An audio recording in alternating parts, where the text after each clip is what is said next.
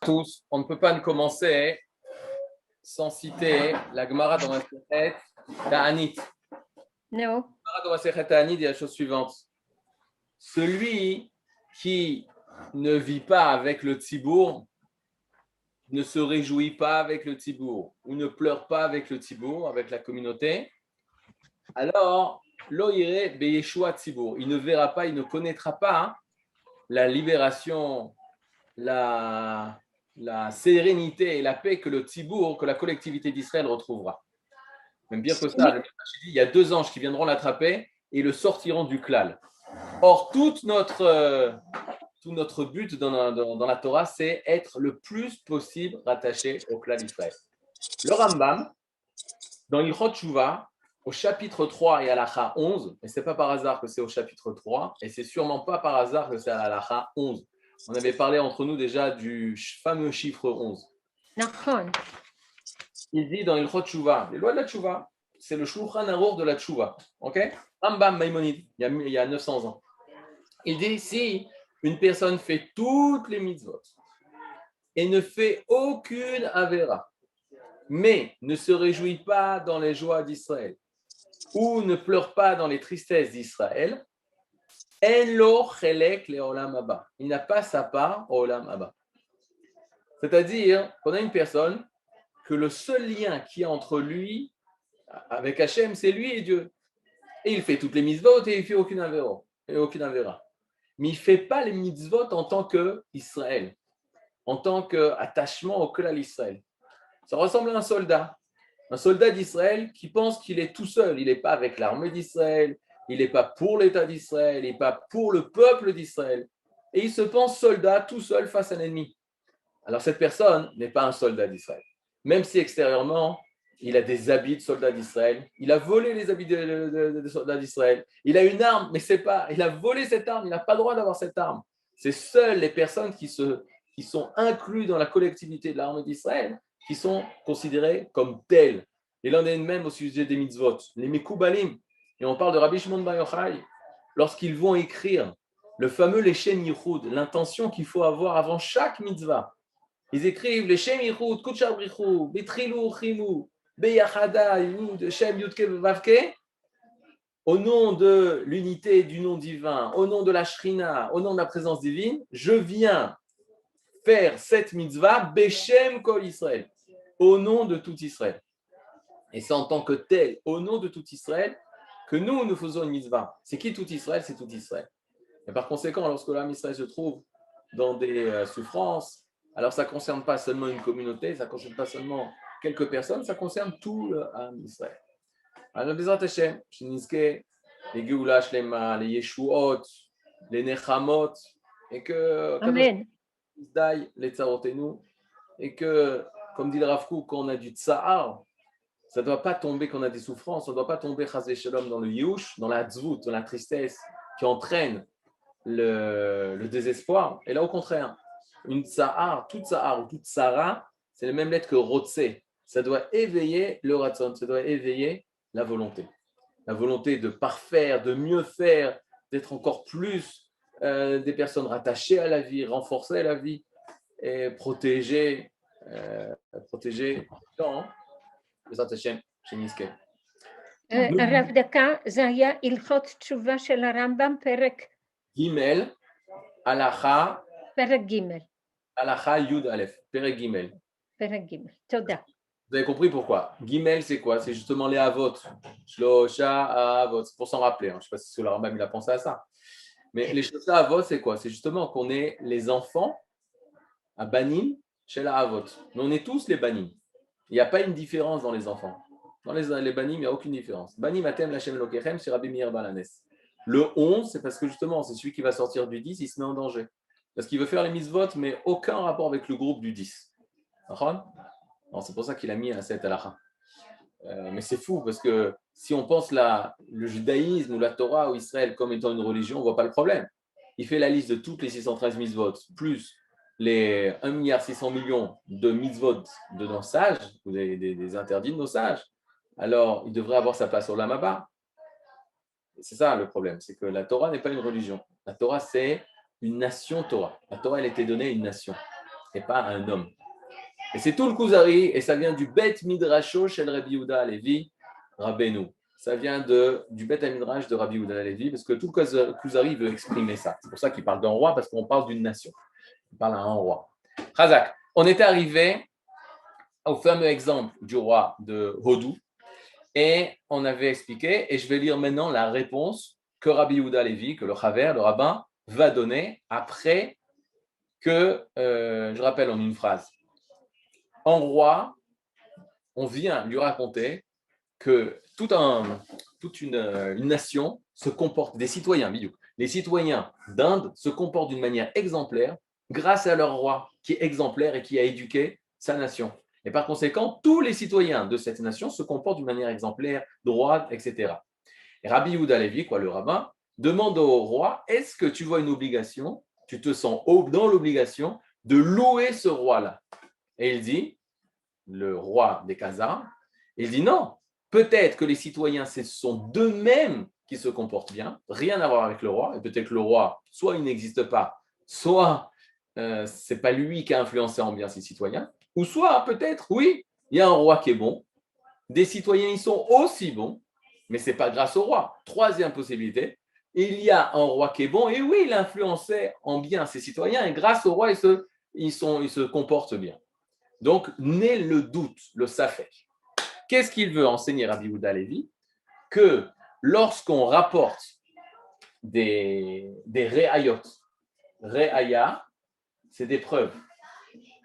Des preuves, okay, quand on cherche des preuves, okay, au niveau intellectuel, naît le safek, naît le doute.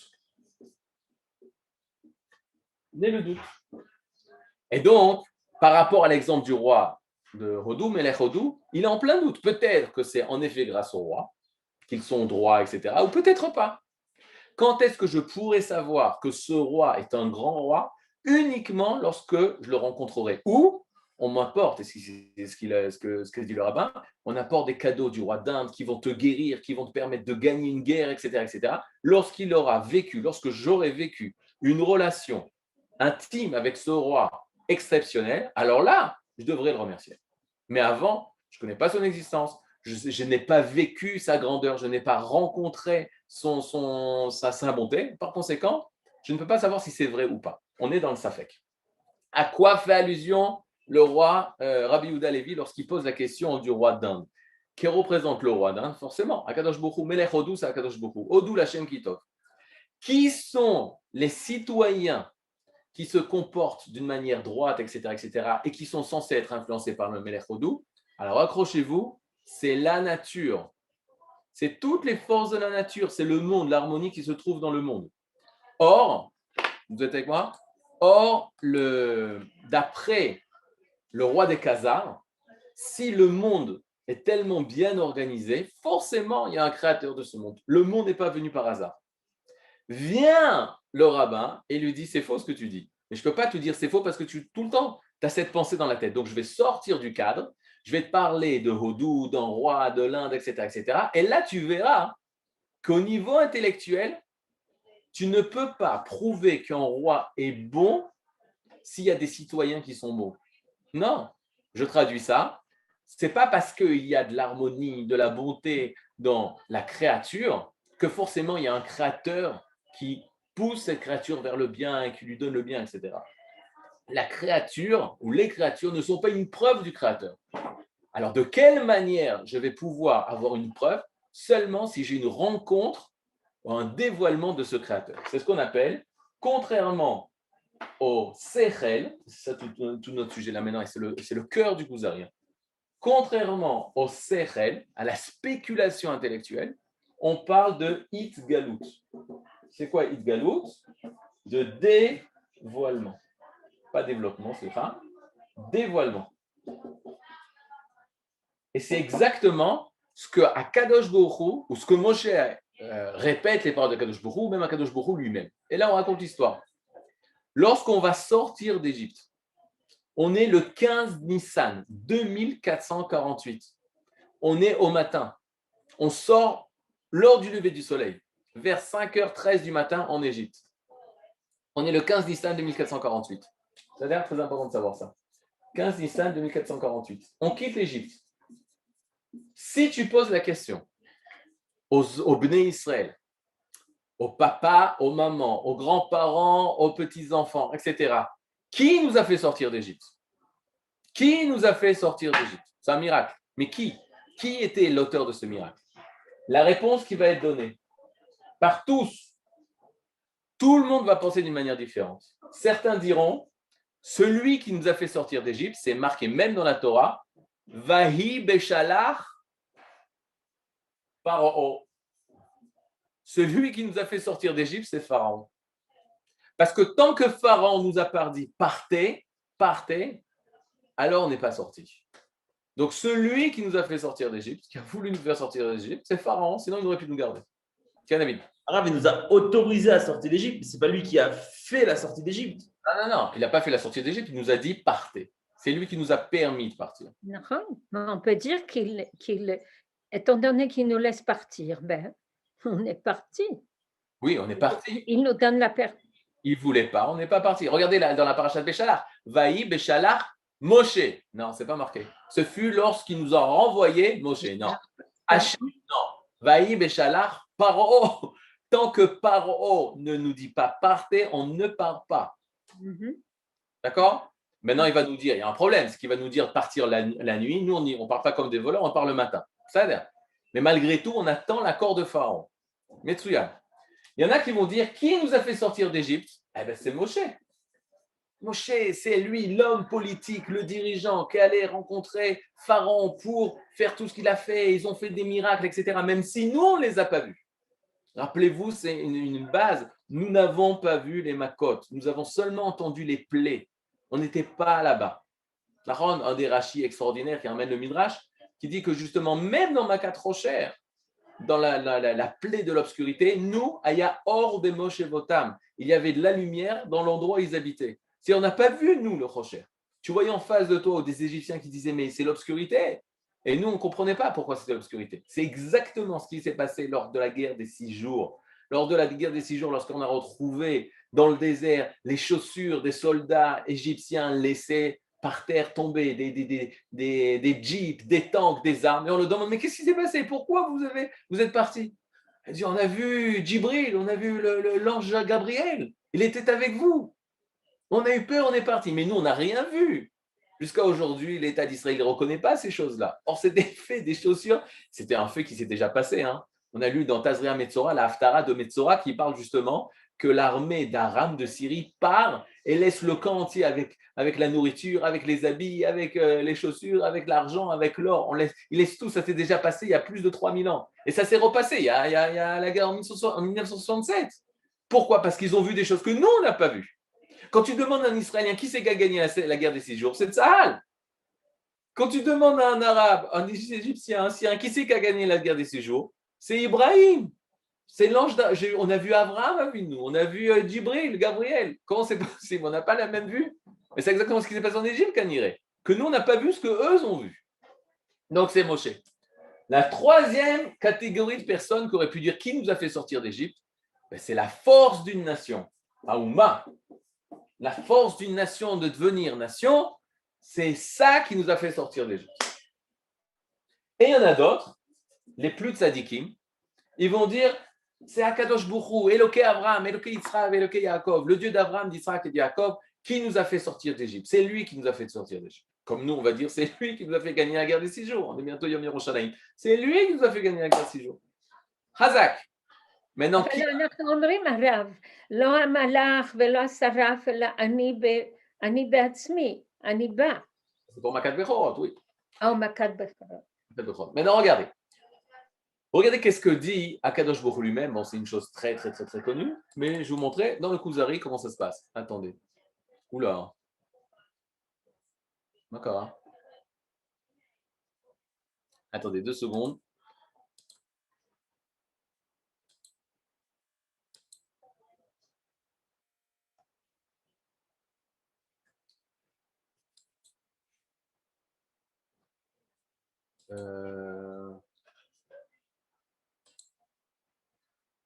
Ok. Qu'est-ce qui se passe? j'arrive pas à faire le chair. Ah voilà. Ok. Donc on est, ici je vous ai, ça c'est le texte où on s'était arrêté. Vous voyez bien là, David, vous voyez bien, c'est ça? Oui, parfait. Ok. Alors regardez. Yutet, Kaf, Tatata, Vimayu Baim Elecha Shluchavron l'a fait, Kaf Gimel. Voilà, café. Vous l'avez café? Amar et Chaver. Voilà maintenant la réponse qu'il donne après que le roi des Khazars répond si moi je reçois des potions magiques, des miracles de la part du roi d'Odou lui-même, alors c'est sûr que je ressens le besoin, l'obligation de le remercier. Alors qu'est-ce que répond le rabbin? Il lui dit à la derer azé ahashivotira kasher she'eltani.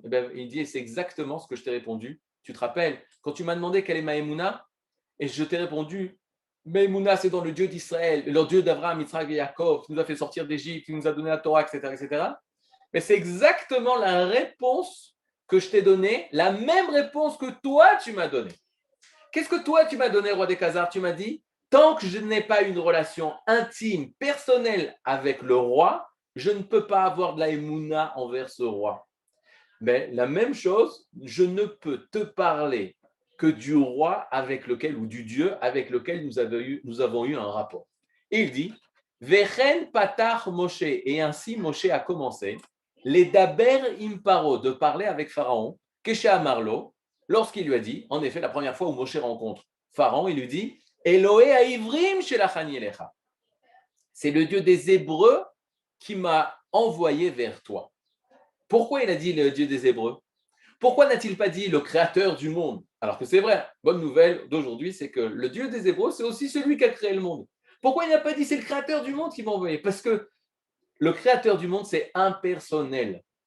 Ce n'est pas un Dieu avec lequel on a vécu une intimité de relation, d'action.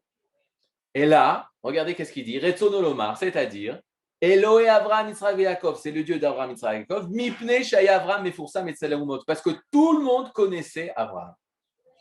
Parce que tout le monde connaissait l'histoire d'Abraham, Yitzhak et Yaakov et des miracles qu'il y a eu. Et c'est pour ça qu'il n'a pas parlé du Dieu qui a créé le ciel et la terre. Parce que je rajoute, moi personnellement, c'est impersonnel. C'est une chose trop générale. Il n'a pas dit c'est mon créateur et ton créateur qui m'a envoyé pour libérer le peuple d'Israël. Et c'est de la même façon que Hachem va parler au peuple d'Israël. Il va leur dire Anochi Hachem Elokecha Asher Otzeticha Me'eret Mitzrayim. C'est le premier commandement des 10 commandements. La première parole des 10 paroles Anochi, je suis, Hachem Elokecha, l'Éternel ton Dieu, qui t'a fait sortir de la terre d'Égypte. De là on apprend que ce n'était pas évident de savoir qui nous a fait sortir d'Égypte. 2, il nous dévoile son nom sur une action qu'il a fait sur le Ham Israël. Mais cette action, elle a été vécue. Cette relation, elle a été vécue. Ce que tu as vécu, coucou, c'est moi. C'est moi, Hachem. Et celui qui te parle, c'est celui qui a agi à toi, qui est venu vers toi et qui t'a libéré d'Égypte. C'est une action vécue, historiquement vécue par toute une nation. Et là, il dévoile, c'est moi. Je dévoile mon nom, mon action. Velo Amar Ani Borea Olam Uorecha. Et Rabbi Yehuda Levi dit, et il n'a jamais dit, bonjour, je suis le Dieu créateur. Et de la même façon, je t'ai répondu lorsque tu m'as posé la question au sujet de Maïmouna. Je n'ai répondu seulement en fonction du devoir que j'ai envers lui. Et le devoir que tout l'homme Israël a envers lui, pour les actions qu'il a fait au peuple d'Israël.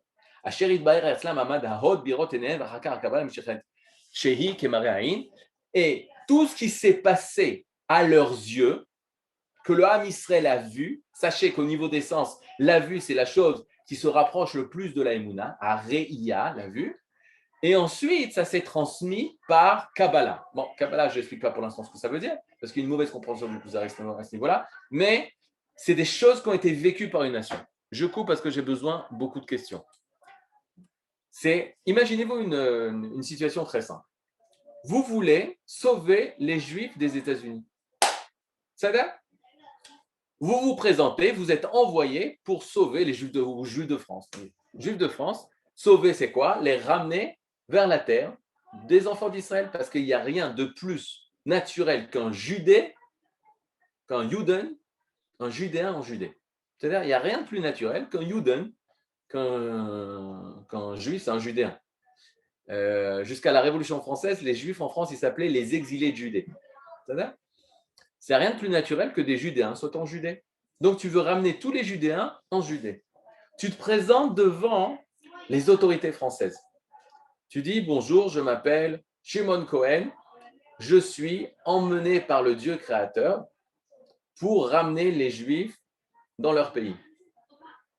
Ça passe ou ça passe pas? Hôtel psychiatrique tout de suite. D'accord? Ils disent, monsieur, passez dans la salle, et là-bas, camisole de force, tout de suite, etc. etc. Qu'est-ce qu'on dit? Au nom du Dieu créateur, qui t'a créé, toi, Macron, et moi, Shimon, nous sommes frères au niveau du divin et qui m'a envoyé. Ok, ça marche pas, d'accord? Maintenant, shalom, comment vous appelez? Bonjour, monsieur Macron, je m'appelle, j'espère pas me tromper, Yossi Cohen. Qui vous êtes? Roche du Mossad. Je dirige le Mossad et je suis venu chercher les Juifs de France. Vous faites la différence? Pourquoi? C'est quoi la différence? La différence, c'est qui La t'envoie. notion de klal. Qui t'envoie? Dieu créateur, tu m'as rien dit et tu m'as tout dit. Tu m'as tout dit, Dieu créateur, c'est joli, mais c'est de la poésie pour moi. Mais quand tu parles du Mossad, tu parles de l'histoire du Mossad. Tu parles de l'histoire vécue, que la France a vécue et connaît très bien le Mossad, pas par les livres, par du vécu. Il sait de quoi il est capable, il sait de quoi ils sont capables. Et s'il dit une phrase comme ça, alors il prend ça très au sérieux. Maintenant, qu'est-ce qu'il fait, mon cher Rabbeinu, quand il se présente à Pharaon, Paro, dynastie de Pharaon, et lui dit, Shalom, c'est le Dieu d'Abraham qui m'envoie. C'est Elohé Abraham. Elohim, rappelez-vous, c'est les forces, hein, les forces divines, les forces qui se dévoilent aussi dans la nature, mais les forces divines. D'après vous, à quoi il fait allusion? Allez, à quoi il fait allusion? Au passé d'Abraham et le fait qu'Abraham était en Égypte, etc. Exactement. À des choses qui ont été vécues par la famille royale. Abraham, quand il rentre en Égypte, Sarah va être captive de Pharaon. Et Pharaon, il va être malade, menacé. Hachem va lui apporter les misères, etc. Il a vécu les plaies, on dit. Donc, quand tu dis, hey, coucou, c'est moi le Mossad, ça fait peur. Pourquoi? Parce qu'il y a du passé, il y a un vécu. La même façon, lorsqu'il dit c'est le Dieu d'Abraham, il paraît que dans les traductions, il y a certains traducteurs qui disent que dans les premières traductions ou dans la source en arabe, il n'y avait pas marqué Elohé Abraham, Yitzhak et Jacob, il y avait seulement marqué le d'Abraham. Abraham. Parce que c'est par là que ça a commencé. Donc, qu'est-ce qui lui fait allusion? Tu te rappelles ce que vous avez vécu dans la famille royale de Pharaon? Mais c'est le même Dieu qui a frappé ton grand-père qui vient frapper maintenant l'Égypte d'aujourd'hui. Donc, de quoi il parle? De quelque chose de vécu. Pas quelque chose philosophique. C'est un fait. C'est une chose connue, comme Abraham, Yitzhak et Jacob. C'est comme aujourd'hui, quand on parle d'Israël, alors tu peux parler d'Israël au temps de la Bible, mais les gens, ils ne s'en rappelaient plus d'Israël au temps de la Bible. Mais quand tu parles aujourd'hui d'Israël, ils savent exactement c'est quoi Israël. Quand une personne a dit je vous menace, je représente l'État d'Israël, je vous menace au nom de l'État d'Israël. Ce n'est pas des livres, ce n'est pas prouve-moi que, c'est des choses qui sont vécues. La même façon, lorsque Moshe Rabbeinu se présente devant Pharaon, il se présente au nom du Dieu d'Abraham, Yitzhak et Jacob. C'était des choses connues de toute cette région-là. Ce qui était bizarre, et ce qu'ils ne comprennent pas, c'est pourquoi ils se réveillent que maintenant. Qu'est-ce qui s'est passé? Alors, ok, il peut avoir des questions, mais sur une chose qui est claire pour eux. Lorsque Akadosh Baruch Hu lui-même, il n'aurait pas pu dire « Je suis l'Éternel, votre Dieu qui a créé le monde ». Non. Je suis Yudke Vavke. D'abord, il dévoile ce nom qui n'était pas connu. Je suis Yudke Vavke. Et c'est moi qui vous ai sorti d'Égypte. Otpam, il met des mots, mais les mots, c'est seulement sur une chose qui s'est réalisée, qui s'est dévoilée, qui est passée. Alors là, ils peuvent comprendre. Pourquoi? Parce que c'est toi. C'est-à-dire? Donc, lorsqu'on parle de Emouna, on parle uniquement de rencontre Bilti Emtsaït, sans aucun intermédiaire. C'est du vécu à 1000%. Posez-moi des questions.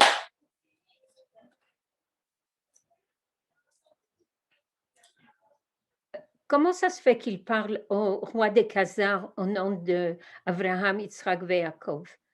Et qu'il a entendu déjà les Ok. chrétiens, il a entendu On a entendu ça. La preuve, c'est quoi? C'est qu'il a pris deux religions et la philosophie. Le roi des Khazars. D'accord. oui, Toutes les religions se fient à Abraham, Yitzhak et Yaakov. oui. Pour lui, c'était quelque chose. C'est très dur de dire que on avait fait le calcul. Je ne me rappelle plus les chiffres.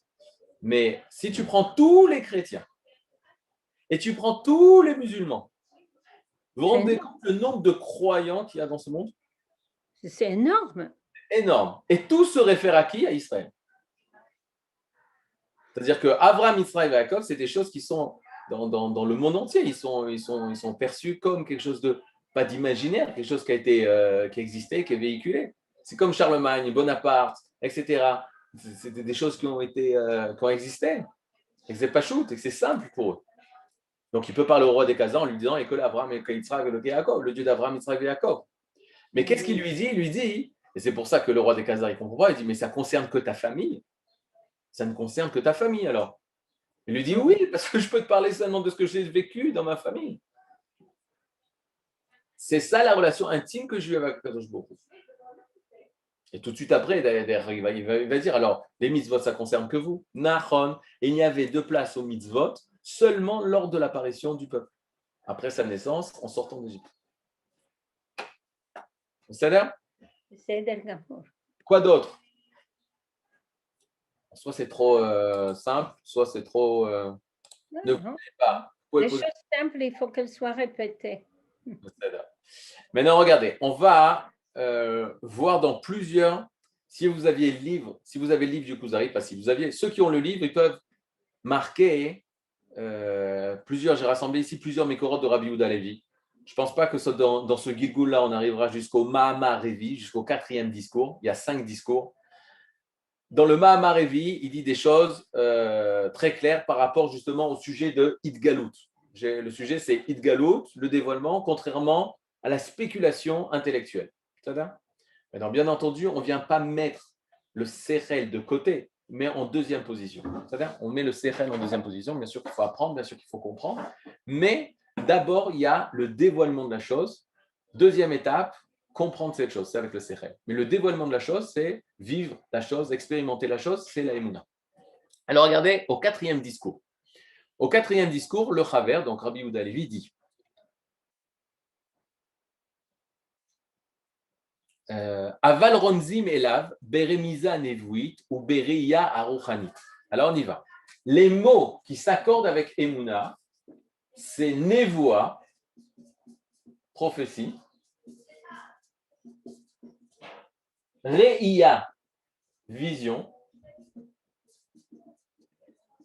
Toutes ces choses-là, ces facultés-là, c'est ce qui va me permettre de vivre cette émouna, d'avoir cette émouna. Qui a Re'ayot, et là vous faites la différence entre Re'ia, vision, et Re'ayot, preuve. Qui a Re'ayot, mat'im, ou mina Re'ayot, yavo adam, la pikorsut, ou les dot, mufsadot. Que à cause des preuves intellectuelles et des spéculations intellectuelles, l'homme va pouvoir arriver à renier Dieu. Pourquoi? Parce que, qu'est-ce que c'est des preuves? Des preuves, c'est des spéculations intellectuelles que toi, tu donnes peut-être jusqu'à prouver l'existence de Dieu. Mais ça se passe ici. Tandis que quand on parle de Emouna, ça ne se passe pas ici, ça se passe de lui vers moi. Toujours de lui vers moi. C'est lui qui est venu vers moi. Et toute la Torah, elle se veut preuve de l'existence de Dieu. Le récit de la Torah, il se veut preuve de l'existence de Dieu? Pas du tout. Le récit de la Torah, justement, il vient raconter la relation entre nous et lui. Il ne vient pas prouver. La Torah n'est jamais une source. Qu'est-ce que Moshe il aurait pu faire? Écrire un livre, il n'avait pas le niveau d'écrire un livre des preuves existentielles ou ontologiques de l'existence de Dieu. Bétard. Il n'a pas fait ça. La Torah se veut l'histoire racontée de la relation qu'on a avec lui. Et je vous donne un exemple très simple. Vous faites la différence entre un cours de mathématiques où on doit prouver un théorème quelconque, ou bonjour, je m'appelle David, j'avais un grand-père qui est né à Frenda, dans le sud de l'Algérie, et ensuite ils ont vécu à Oran, et de Oran ils sont passés à Médéa, et il avait dans la ville de Médéa, il était avec la famille du Rav Cherki, et il avait une macolette, il a fait du business, et il espérait monter en Israël. Ils sont arrivés à Alger, ils ont vécu à Alger. Là-bas aussi, il avait un magasin, etc., une boucherie. On l'appelait Doudoun, etc. Moi, j'ai son nom. On peut continuer. Maintenant, la question, il y en a un parmi vous, il lève la main et fait Eh oh, prouve-moi. Qui a la preuve que? Qui me dit que? Qu'est-ce que je lui réponds? Vous n'avez pas besoin de donner de preuves. Nahon, Vous êtes la preuve. je te raconte une histoire. Je te raconte l'histoire de ma famille. Je te raconte l'histoire de ma famille. C'est vrai, c'est pas vrai, pourquoi, etc. C'est pas du même registre. C'est pas le registre. Je suis pas en train de te prouver que 1 plus 1 est égal à Dieu. Je suis en train de te raconter l'histoire. En se rattachant à l'histoire d'Israël, on arrive à rencontrer la relation intime entre nous et lui. C'est de ça qu'on parle. Et toute la Torah, elle parle de cette relation entre nous et Hachem. Entre nous et Hachem. Et si à la même époque, tu retrouves le journal du Moyen-Orient, à l'époque de Yirmiya, du prophète Jérémie, de Ishayahu, les choses qui sont passées dans Ishayahu et Yirmiyahu, ça ne va pas être exactement pareil écrit comme dans le journal. Parce que dans le journal, on parle des choses très extérieures, mais dans le Tanakh, on parle de la relation intérieure entre nous et le divin. Et c'est de ça qu'on parle. Une fois qu'on te raconte l'histoire, alors toi, avec le Sechel, tu dois analyser cette histoire, comprendre quel est l'enseignement profond, pourquoi ça s'est passé de telle manière et pas d'une autre, quelle est la parole d'Akadosh Baruch Hu, quel est l'enseignement qu'il veut nous transmettre pour les générations futures.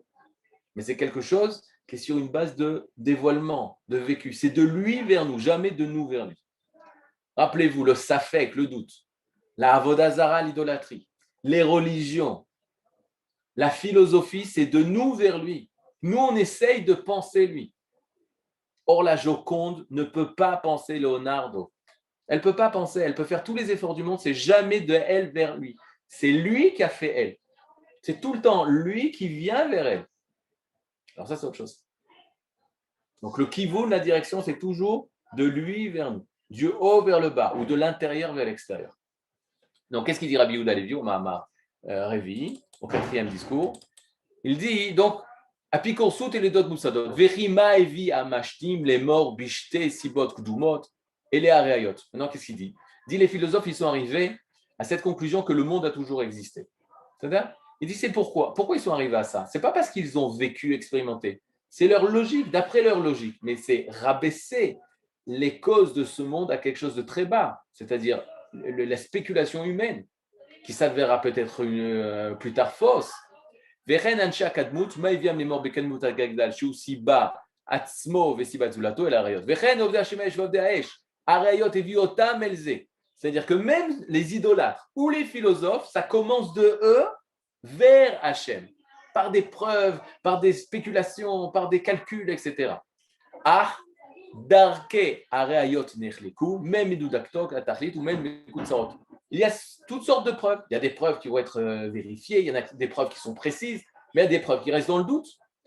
והמדוקדק שבהם הפילוסופים ודרכי האריות הביאו לאמור באלוהים שלא יולי ולא יזקינו ולא ידע תפילתנו וקורבן תדור. Et les preuves les plus honorables, ce sont les preuves des philosophes qui, eux, veulent pousser l'intellect au maximum. Eux, ils sont arrivés à comprendre, d'après leur intellect, que Hachem n'écoute pas nos prières, que Hachem ne s'intéresse pas à nous, que Hachem, le monde a toujours existé. Venetzelechan mehem shem noda sheromzim elav, achetzel mi sheshamad varesuyo azarto blo alavoda, oncho, etc., etc. C'est-à-dire, eux, ils arrivent à beaucoup de conclusions, mais ça vient de eux vers nous. Alors que nous, non. Regardez la suite, je saute.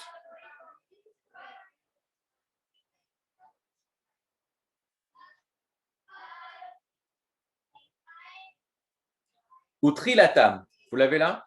Utrilatam, Adam, Lo haya yodeh Hashem lulei dabero imo. Adam Arishon n'aurait pas pu connaître Hachem tant que Hachem ne lui avait pas parlé. Vous comprenez? C'est-à-dire que tant que Hachem, c'est pas que Adam Arishon, sa connaissance de Dieu, elle vient de lui. Parce que lui, Adam Arishon, on peut nous comparer nous à Adam Arishon. Adam Arishon, il aurait pu arriver à la conclusion que Dieu existe. Et peut-être il est arrivé, mais c'est pas la connaissance de ce qu'on parle. C'est pas la Emouna. La Emouna, ça va être parce que Hachem a parlé à Adam Arishon. La relation qu'il a eue avec Adam Arishon, Ugmulo, Veonsho, il lui a fait du bien, il a puni. Veshebaralo Chava Mitzalotav, il a créé Chava à partir d'un côté de lui. Venit Barerlo Shiubore Olam. Alors il a pu petit à petit comprendre qu'il est le créateur du monde. Vera Mazlo Bidibur Binidot Vekarato, Yud Kevavke. Et il a appelé Yud Kevavke. Qu'est-ce que ça veut dire? C'est-à-dire que même les noms qu'on va donner à lui, ça va être en fonction de la relation qu'on a avec lui. La relation qu'on a avec lui, ça va être les noms d'Akadosh Baruch Hu. Et en fonction des relations qu'on a avec lui, des noms différents d'Akadosh Baruch Hu. Et là, Adam Arishon va l'appeler Yud Kevavke. On a expliqué déjà le Zohar. Qu'est-ce que dit le Zohar sur Yud Kevavke? Le nom Yud Kevavke, on appelle ça le nom explicite d'Akadosh Baruch Hu. On n'a pas le droit de le prononcer.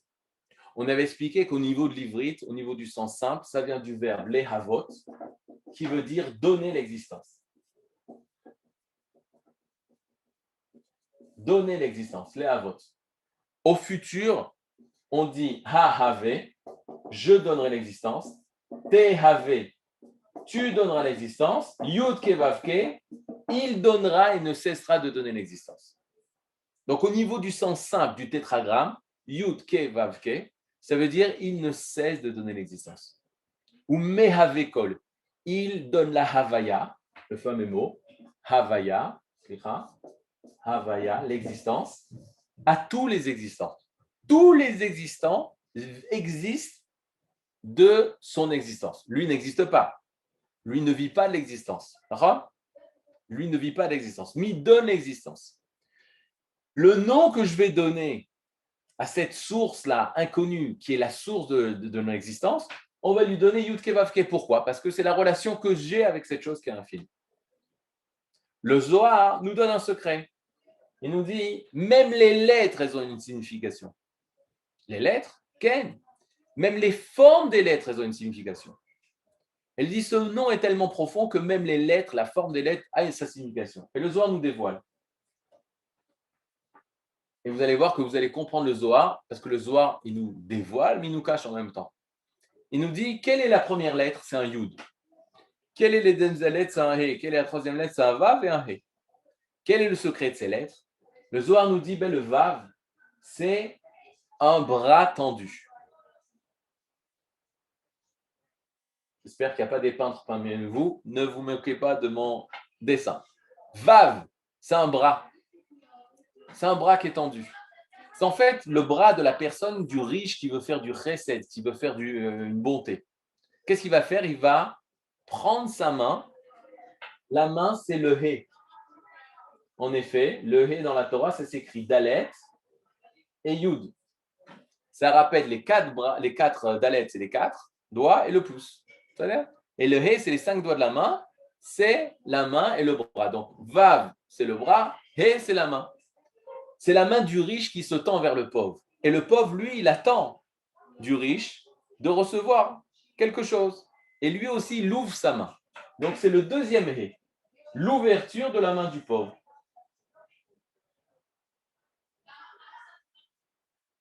On a le riche, on a le Ani. Et entre les deux, le Yud.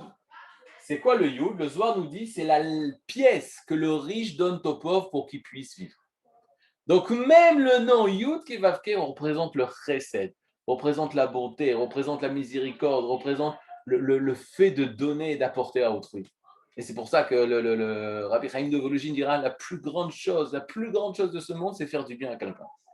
Pas plus grande. Tu veux résumer toute la Torah comme Rabbi Akiva, comme Hillel, Zaken, c'est faire du bien à quelqu'un d'autre. C'est la plus grande des choses. Maintenant, vous, Yeshivat Online, je vous pose la question. C'est quoi ce Yud là? C'est quoi ce Yud? La pièce. C'est la pièce. Parce que tu es dans le high-tech, tu vois des pièces, tu vois Bitcoin, c'est Bitcoin. Là, C'est la נקודה הכי קטנה. c'est le plus petit point, c'est la plus petite lettre, c'est un nekuda. נכון? Hazak. זה Et התחילה Qu'est-ce qu'elle représente cette pièce? Commencement. Semence. Le commencement. Un commencement. De quoi? של De כל... la création, de la création. C'est la En semence. sof, היה. en sof. Le yud, c'est le en sof. Attendez, le Ensof, c'est lui qui va faire cette action-là, de Mhm. donner cette pièce. C'est quoi ce Yud? Hachem, Chai, Non, Yud Kevavke, c'est quoi Chai? Non. la vie. Hazak, Chaim, Havaya, c'est la vie. Et je vous exprime d'une manière profonde et très simple. C'est ma vie. Ce Yud, c'est ma vie. Moi, je suis rien du tout. Je suis un point. Bon, maintenant, ce n'est pas un gros chidouche. Pourquoi? D'abord, le Zohar, il dit pas ça. D'abord, le Zohar, il dit pas ça. Mais c'est marqué dans la langue hébraïque. Pourquoi? Je peux effacer là? זה רב ד... Il y a plein d'artistes israéliens qui ont fait ce dessin déjà. Ils ont fait des peintures, etc. Yud Kevavke de cette manière. Maintenant, regardez. C'est marqué dans la langue, dans le Lashon HaKodesh. Pourquoi? Que veut dire le Lamed? l'élévation, l'ilmod, Pour. C'est pour, tout. direction, En anglais, tout. Bet, c'est dans. פנים. OK? Shel, c'est qui est à. C'est deux. Qui est à. appartenance, Appartenance. Il a fait mol. Ensuite, tor, c'est à l'intérieur. OK? Tor, Ok. c'est à l'intérieur. Je vais mettre tor, c'est pas. Tor à l'intérieur. C'est un rhapsophile, mais j'ai rajouté quelque chose. Maintenant, quand je veux parler de moi, qu'est-ce que je mets? לי, בי, שלי, Ma. תוכי. OK? C'est moi. C'est-à-dire que la représentation de moi dans la langue, dans la Lashon HaKodesh, c'est le Yud. C'est la plus petite lettre. Ani kloum. Ani kloum. Je suis rien du tout. Qu'est-ce qui fait ma grandeur? Que sa Havaya passe par moi. Mhm. La Havaya Baruchu, l'existence passe par moi. L'existence qui vient du divin. Donc, ce que moi j'ai gagné comme cadeau, parce que le don qui a été donné, c'est justement mon existence. D'où elle vient l'existence? Il y a Ensof. Elle vient du Ensof. Et on ne comprend pas. Mais elle vient. On n'est pas capable de comprendre, de faire l'existence. L'existence, c'est un fait qu'on est incapable d'expliquer d'où ça vient et comment ça vient. C'est un fait. Lui, il est au-delà de tout ça. Lui, il est au-delà de l'existence. Il n'est pas existence. Il est la source de l'existence. Il se dévoile à travers les existants. C'est le lien que j'ai avec lui dans mon existence. Je n'ai pas d'autre lien avec lui hors de l'existence. Parce que la Joconde, elle n'a pas de lien avec Leonardo da Vinci, seulement dans sa peinture, seulement dans sa forme, que c'est lui qui a fait ça. C'est la relation qu'elle a entre lui et le créateur, et son créateur. C'est-à-dire, donc quand Adam Arishon, il va lui donner un nom, il va lui donner en fonction de sa relation. Qu'il est Yud Kevavke, qu'il est celui qui donne la vie, qui donne la Havaya. C'est-à-dire, rappelez-vous toujours, lorsqu'on ne connaît pas une personne, le nom qu'on va lui donner, c'est en fonction du nom de ses actions. Qu'est-ce qu'il m'a fait? Ben, c'est celui qui, tu te rappelles, celui qui m'a apporté le journal. C'est celui qui m'a appelé au téléphone. C'est celui qui m'a dit ça. Ça, ce n'est pas des spéculations, c'est une relation vécue. Maintenant, on ne connaît pas la personne. Elle est Ensof pour nous, elle est indéfinissable pour nous. On ne la connaît pas. On ne sait pas qui elle est véritablement. Donc, je donne seulement en fonction de ce que lui est venu vers moi. Comment je le connais, c'est seulement comment lui il est venu vers moi. Le Ham Israël, il peut connaître Yud Kevavke seulement celui qui l'a fait sortir d'Égypte. Et sa Emouna, elle va commencer seulement quand ils vont voir la première étape de la Emouna. Ça va être Vayaminu Bashem Moshe Avdo, on avait parlé au tout début du Kuzari.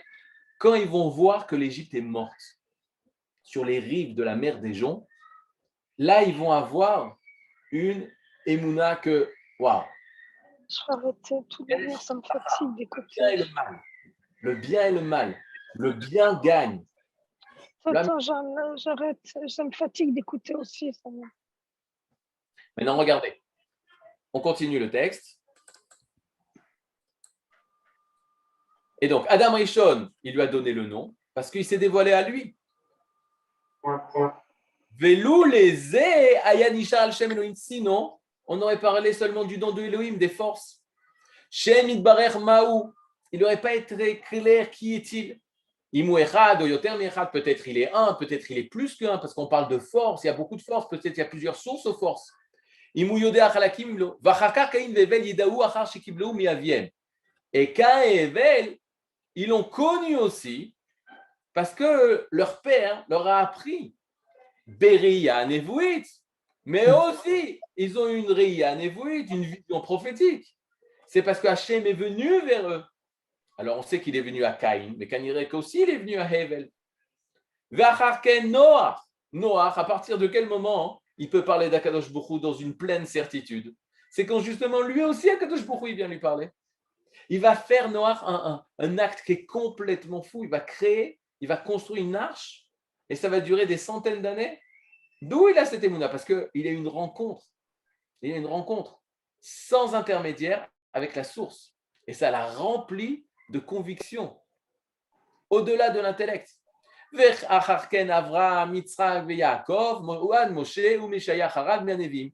Et ça s'est aussi dévoilé. Avraham, Yitzhak, Yaakov, en fait, tous les prophètes. La force du prophète, c'est quoi? C'est le fait que Hachem leur a parlé. Vous savez?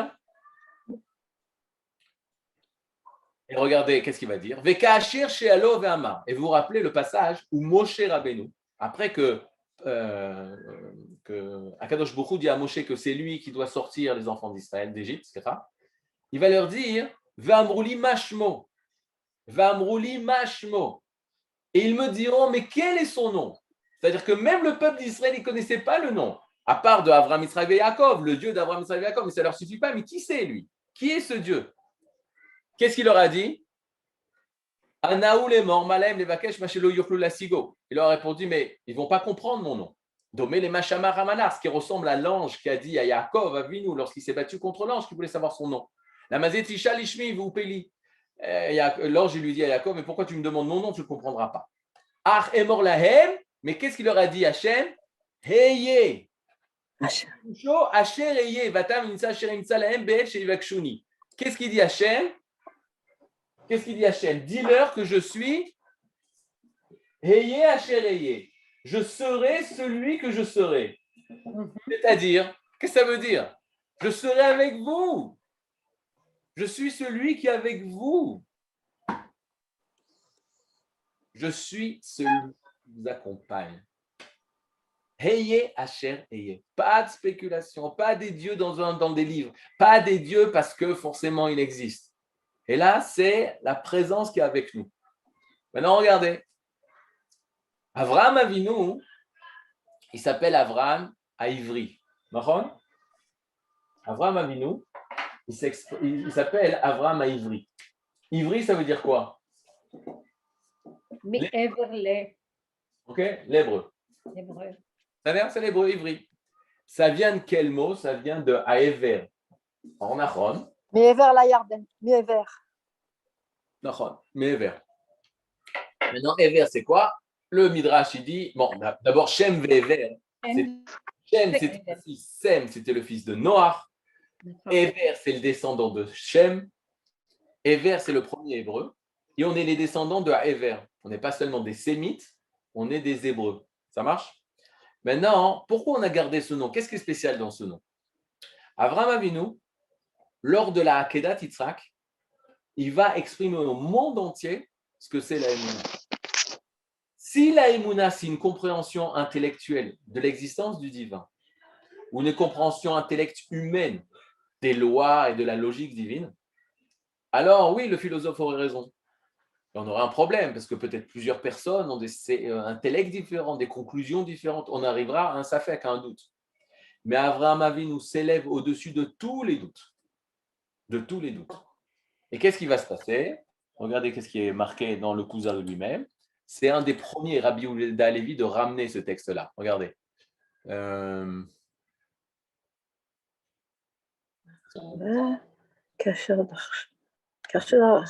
y a deux choses que je vais vous ramener.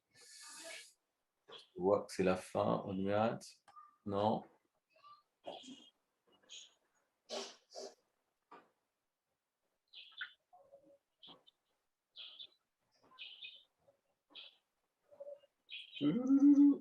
Où c'est? Voilà. Mahama Revi, au 4e Mahama. Il dit, ou Behemet, Saval Avram Ur-Kasdim, va Gerut Vamila, va Chakat Ishmael. Avram Avinu l'a quitté Ur-Kasdim, il a souffert à Ur-Kasdim. Il a été sauvé, mais il a souffert là-bas. Il a dû partir dans un pays étranger.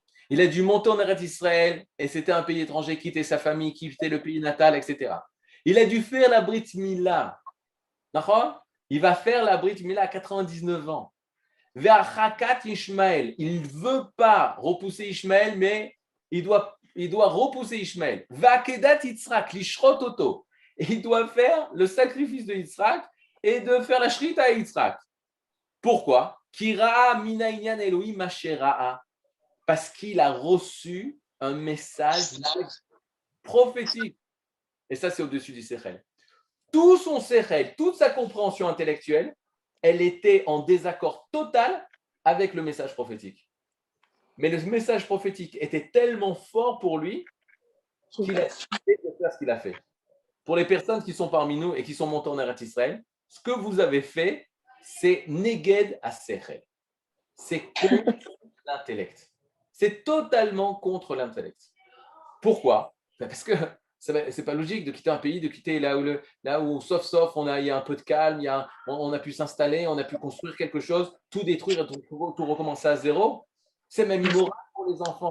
Arriver dans un pays où on doit recommencer à zéro et la difficulté de la langue et la difficulté de la mentalité, c'est illogique au niveau naturel. Mais c'est ce que Abraham a fait. Je ne suis pas d'accord. Tout dépend d'où est-ce qu'on vient. Peut-être. Moi, j'étais en France, c'était illogique de monter d'Aix-en-Provence. Oui, et moi, j'étais en Pologne. Alors là-bas, ils m'ont donné un coup de pied. Mais pendant 2000 ans, ils nous ont donné des coups de pied, on n'a pas eu le réflexe de repartir. Et là, c'est une période particulière. Moi, j'étais contente de les quitter. Ils marchent. Non, nous, après les frères, on est contents aussi. Ta'am lo akasha. Regardez qu'est-ce qu'il dit. Ta'am lo akasha. Ce n'est pas une raison qu'il a déduit. Vera il a compris que ce qu'il avait fait, c'était ça qu'il fallait faire. Et c'est ça qui lui a enseigné le droit chemin. Et c'est pour ça qu'il ne se comportait qu'en fonction de la prophétie. Et il pouvait rire de tout ce qu'il pensait. Aujourd'hui, on rit. Comment j'aurais pu penser une seule seconde de rester en France? C'est impensable une chose comme ça. Je ris de mes conclusions les plus sérieuses. Des fois, je rencontre beaucoup d'élèves qui montent en Israël, mais au départ, c'est très difficile. Ils ont plein de couchottes. Ils disent, d'accord, je viens un an en Israël, mais après, je repars faire mes études en France parce que c'est plus facile pour moi et mon avenir économique, sociologique, il est plus facile en France. Et au bout de 4, 5, 6 mois de yeshiva, il dit, mais comment j'ai pu penser ça une seule seconde? Alors qu'il aurait pu écrire un doctorat sur ce qu'il a dit, s'il se référait seulement au Sechel. Mais le Sechel, il est toujours Bessafek, il est toujours en doute. Ka'asher d'Ashura Rabotenu. Regardez Rabbi Yehuda Levi, il dit c'est Rabotenu, mais c'est en remède dans le Zohar. Mais lui, il nous dévoile ça. Regardez. Bevayotseoto achutza. Vous vous rappelez, dans Brit Ben Abetarim, l'alliance entre les morceaux, Avraham Avinu, Akadosh Baruch Hu lui dit, il le fait sortir en dehors. C'est quoi en dehors? À Marlo, il lui dit, en fait, il a monté au-dessus des étoiles. Et il lui dit, Avraham l'homolide. Avraham, comme il est marqué, Aleph, Bet, Resh, Mem, il ne peut pas enfanter, il n'a pas d'enfant, il est stérile. Il avait 70 ans. Mais Avraham ken molid. Mais si je rajoute le he, c'est-à-dire si tu te mets à l'ombre d'Akadosh Baruch Hu, alors tu vas dépasser la nature. Et il lui dit à Marlo, c'est mistagnenu shelcha. Sors de ta istagnenu. Tu sais quoi? Sorcellerie. Tu as vu que dans les étoiles, Avraham ne pouvait pas. Mais moi, je te mets au-dessus des étoiles. Je te mets au-dessus des forces de la vie. Je te mets au-dessus des forces de la nature. Rotzelomar, qu'est-ce que ça veut dire ça? Il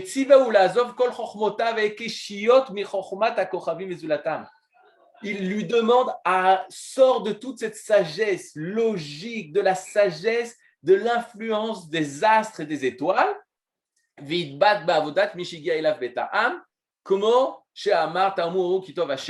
rattache-toi à Kadosh Baruch Hu.